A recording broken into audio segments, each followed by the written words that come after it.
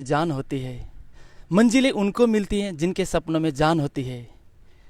पंखों से कुछ नहीं होते दोस्त, हौसले से उड़ान होती है, हौसले से उड़ान होती है। मैं हूं बिकिश और आप देख रहे हैं हाइलाइट्स भारत। लोग, युवक और युवतियां अपने सपने को पूरा करने के लिए एक जगह से दूसरा जगह भटकते रहते हैं। किसी ने अपने सपने को पूरा करने के लिए बहुत से काम करते हैं और कुछ लोग होते हैं कुछ कामों से अपने सपने पूरा करते हैं।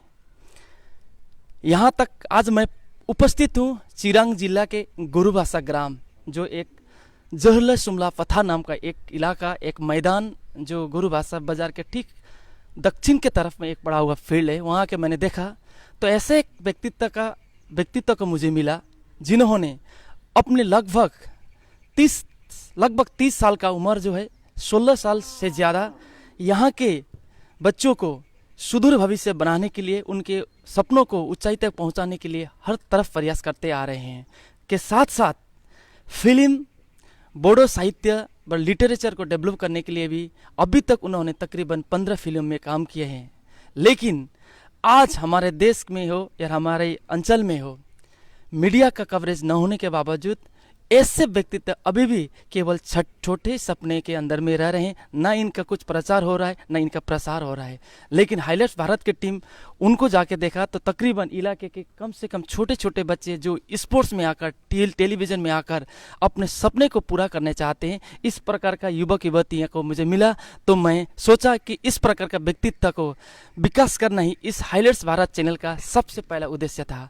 तो मैं ज़्यादा समय नहीं लेते हुए मैं इस चैनल में इस इलाके के सबसे कर्मठ युवक, सबसे बेहतरीन टैलेंट्स और जिनके पास लाखों हुनर हो, ऐसे एक व्यक्तित्व का परिचय करना चाहता हूं। तो मेरे साथ मिस्टर मिजिंग नार्जारी जी हैं। मैं मिजिंग नार्जारी जी को हाइलाइट्स भारत चैनल में बहुत बहुत वेलकम और बहुत बहुत शुक्रगुजार हूं कि आपको एक आज मौका मिला आपसे बात करने के लिए। मिजिंग जी, इस चैनल में सबसे पहले आपको हार्दिक स्वागत है जी। आपको भी मतलब मेरे तरफ से स्वागत है जो आज यहाँ पे आए, तो इसीलिए मैं आपको सबसे पहले थैंक यू कहना चाहूँ। हाँ, थैंक यू। एक्चुअली अमेजिंग जी, मैं दिखाना चाहता हूँ कि मेरा साथ में जो कैमरा मैन है, मैं दिखाना चाहता हूँ कि यहाँ पर बहुत से छोटे छोटे युवक युवतियाँ हैं। किनके हाथों में जो बॉक्सिंग का ग्लोव्स पहने हैं, किन के पास से फुटबॉल पड़ा हुआ है, कुछ लोग यहाँ पर प्रैक्टिस भी कर रहे हैं। ये क्या है, मतलब किस लिए किया जा रहा है? वो मतलब ये कहना पड़ेगा कि मतलब हमारे जो एरिया है ये बहुत से अनडेवलप एरिया है। ज़्यादातर लोग स्पोर्ट्स के बारे में जानते नहीं थे, लेकिन जब हम 2003 से 2006 तक मैंने भी स्पोर्ट्स में खुद खेला है, बॉक्सिंग में स्टेट लेवल तक पार्टिसिपेट किया है। उसके बाद मैंने सोचा कि हाँ, स्पोर्ट्स के थ्रू एक रास्ता है जहाँ से हम लोग अपने मतलब खुद को डेवलप कर सकते हैं। और हमारे एरिया में ऐसा कुछ कोर्स नहीं था जो स्पोर्ट्स के बारे में काम कर सके। तो 2006 में मैंने लास्ट ऑल असम चैम्पियनशिप खेला। उसके बाद मैंने एक टारगेट लिया कि हमें ही कुछ करना चाहिए कि हमारे एरिया के जो बच्चे हैं उन लोगों के पास फिजिकली स्ट्रेंथ तो है, फिजिकली पावर है, लेकिन उन लोगों को मतलब रास्ता दिखाने वाला आदमी नहीं था। तो मैंने सोचा कि हमें खुद निकलना चाहिए ताकि उन लोगों को एक रास्ता मिले, एक मौका मिले कि मतलब खुद के लिए भी और अपने स्टेट के लिए, अपने देश के लिए मतलब काम करने का एक मौका देना, मतलब उन लोगों को एक रास्ता चाहिए। तो इसी हिसाब से मैंने आया। तो 2007 से यहाँ हम लोगों ने एक स्पोर्ट्स एकेडमी नाम से मतलब यहाँ पे बच्चों को इनवाइट किया। पहले शुरुआत में तो कुछ बच्चे आना नहीं चाहते थे, लेकिन धीरे धीरे जब 2-4 बच्चे स्टेट लेवल खेलना शुरू किया, थोड़े से मतलब अखबार में आया, धीरे धीरे ऐसे बच्चे आना शुरू किया। तो अभी फ़िलहाल बहुत अच्छा है। आज हमारे पास मतलब 30 से लेके 60-70 ऐसे बच्चे हैं अभी। तो बहुत मैं जितना भी अभी बात बताऊं, मेरे लिए तो क्या बताऊं कि एक युवक हैं आप, आपका उम्र भी इतना कम है, इतनी एक बड़ी जिम्मेवारी इन बच्चों के ऊपर ले रहे हैं आप। और मैं थैंक्स तो नहीं देना चाहता हूँ, थैंक्स एक छोटी सी शब्द है, और मैं आपको थैंक्स के लिए आपका सारे जो काम को मैं खरीदना नहीं चाहता हूँ, क्योंकि इतने बड़े काम, इतने आज के युवक विभिन्न गलतियाँ काम में लिप्त हो जाते हैं, लेकिन अपने आप को संभालते हुए और इन बच्चों का भी भविष्य बनाने के जो आपने मेहनत की है, ये तो इस इलाके के लिए सबसे एक बड़ी गिफ्ट के कहूँ या सौगात कहूँ, दोनों में एक ज़रूर है।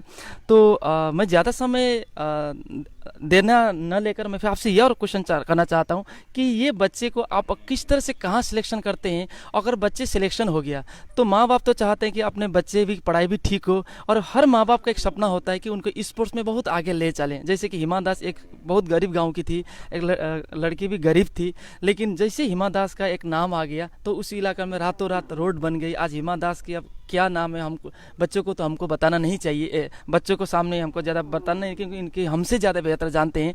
तो इनका सिलेक्शन कहाँ होगा, और सिलेक्शन हुआ तो इनका पढ़ाई कैसे लगातार या कंटिन्यूस रहेगा?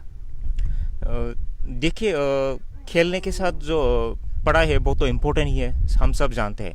तो मतलब हमारे जो बच्चे, हम उन लोगों को selection sports authority of India जो साई कहते हैं, वहाँ पे दाखिला करने के लिए हम लोग कोशिश करते हैं। तो हर साल हम लोग 2 या 4 हमारे बच्चों को स्पोर्ट्स अथॉरिटी ऑफ इंडिया के मतलब साई एकेडमी में दाखिला करा सकते हैं। उसके बाद नज़दीकी स्कूल में हम लोग उन लोगों को एडमिशन करा देते हैं ताकि उनकी पढ़ाई भी कमज़ोर ना हो। उसके बाद स्टेट एकेडमी है हमारे गुवाहाटी पे, वहाँ पर भी हमारे बच्चे हैं, तो उन लोगों को भी हम लोग वहाँ पर ही रह कर जो नज़दीकी स्कूल है वहाँ पे दाखिला करा के उन लोगों की जो पढ़ाई है वो भी मतलब हम लोग आगे तक लेके जाने की कोशिश कर रहे हैं।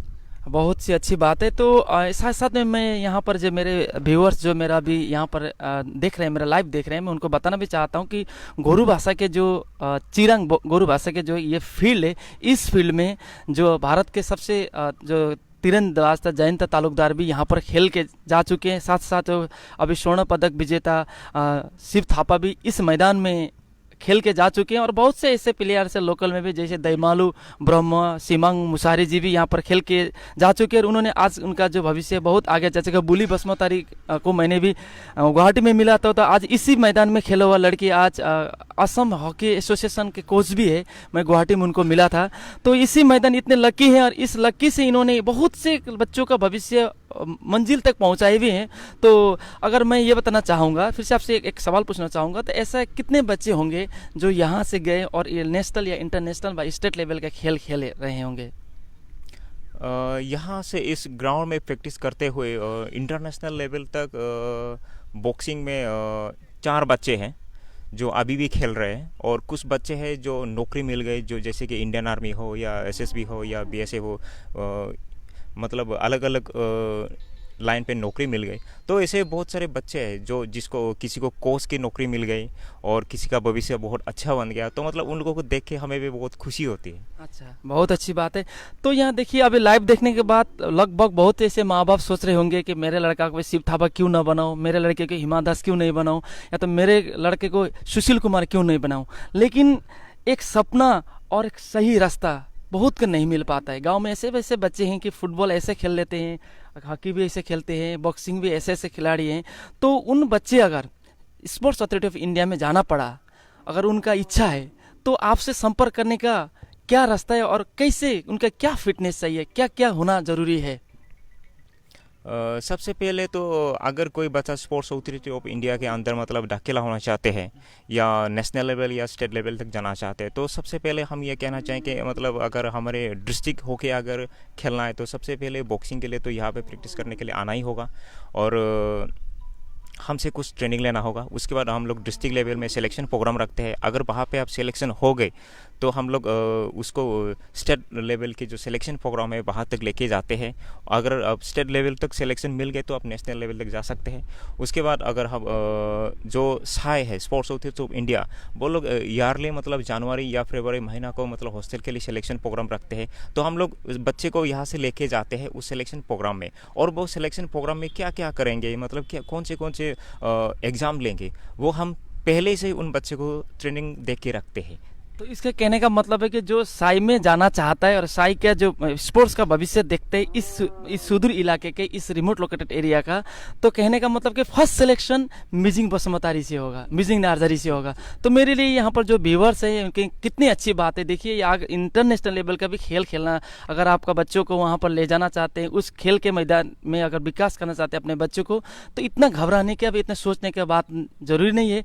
मैं मिजिंग नार्जरी से मैं पर्सनल रिक्वेस्ट करना चाहता हूँ कि आप थोड़ा सा एक एड्रेस बता दीजिएगा, एक कॉन्टैक्ट नंबर दीजिएगा, क्योंकि यहाँ पर बहुत से ऐसे विभिन्न संप्रदायों के बच्चे हैं जो आना चाहते हैं। तो कृपया आपका थोड़ा सा एड्रेस और आपका मोबाइल नंबर बताएं ताकि कोई भी आपसे कॉन्टैक्ट करने के लिए उनको मदद मिले।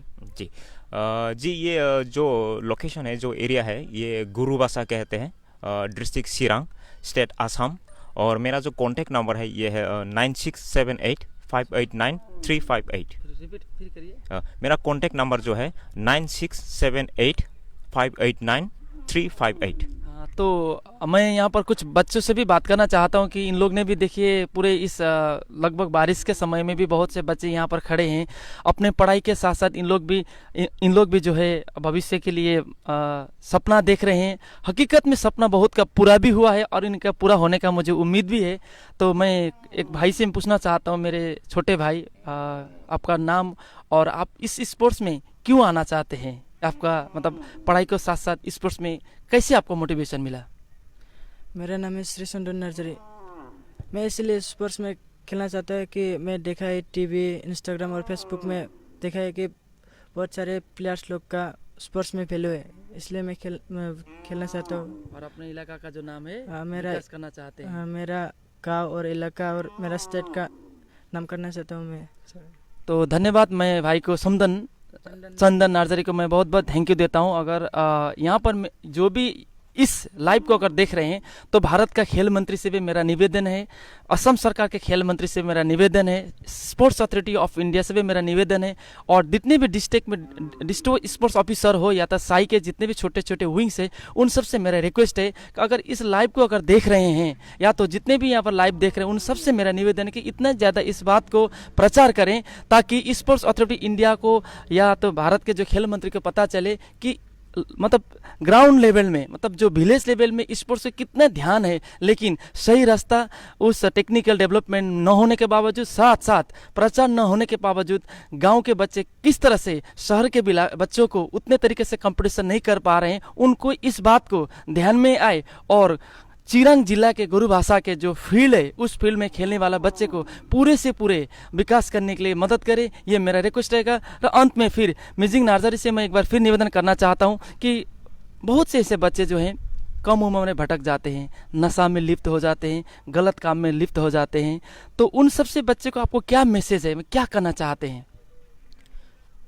हमारे जो मतलब बच्चे हैं, जो मैं उन लोगों को यही कहना चाहूँगा कि मतलब स्पोर्ट्स में आओ, ताकि हमारे फिजिकल स्ट्रॉन्ग रहे। अगर हमारे फिजिकल अच्छे रहेंगे तभी हम आगे काम कर सकेंगे।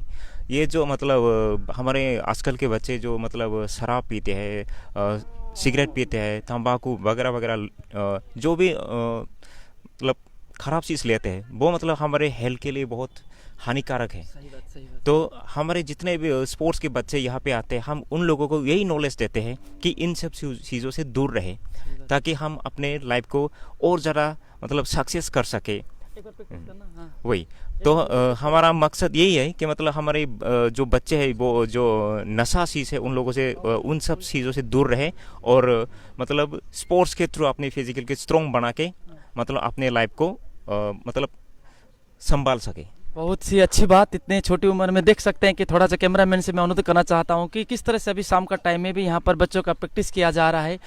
मेरे सभी बच्चों से, मेरे इस यहाँ के भगवान से, ईश्वर से मेरा प्रार्थना है, मेरा एक नमन करता हूँ, भगवान से भी मेरा शीश झुकाकर नमन करता हूँ और प्रार्थना करता हूँ कि इस छोटे छोटे बच्चे का जो भविष्य है पूरा करने के लिए देश के सभी मंत्री, सभी जो अधिकारी हैं तथा भगवान का भी ध्यान रहे कि और इनके जो भविष्य है इनको विकास करने के लिए हर तरफ से प्रयास करें और भगवान का भी नज़र अच्छा रहे कि इनको जो मंजिलें है, जो इनके सपना है पूरा होने के लिए हर सब भगवान इनके अच्छी नज़र रखे। मैं अंत में एक बार फिर से मिजिंग जी को इस हाइलाइट्स भारत चैनल में बहुत बहुत धन्यवाद देना चाहता हूँ। तो मिजिंग जी, आप हाइलाइट्स भारत में आए और हमारे लिए आए, ये धन्यवाद की बात नहीं है, लेकिन आपको हम इस लाइव में लाने के लिए हमको मौका मिला, धन्यवाद। और ये काम को कृपया जारी रखिएगा, क्योंकि आप जैसे और भी युवक जो सपनों के लिए बहुत काम करते हैं, ये ज़रूरी नहीं है, लेकिन ऐसा काम करिए कि वो एक सपना पूरा हो। तो अंत में आपको बहुत बहुत धन्यवाद जी, थैंक यू। तो मैं उम्मीद करता हूँ कि जो आप जो लक्ष्य रखे हैं, इस लक्ष्य कुछ दिन के बाद हमको आपको भी उच्च लेवल का खेल में देखें और इस बच्चों को भी यहाँ से कुछ बच्चों को भी मैं देखना पाऊँ, ये कहते मैं विदा लेता हूँ। Thank you. जय हिंद, जय भारत।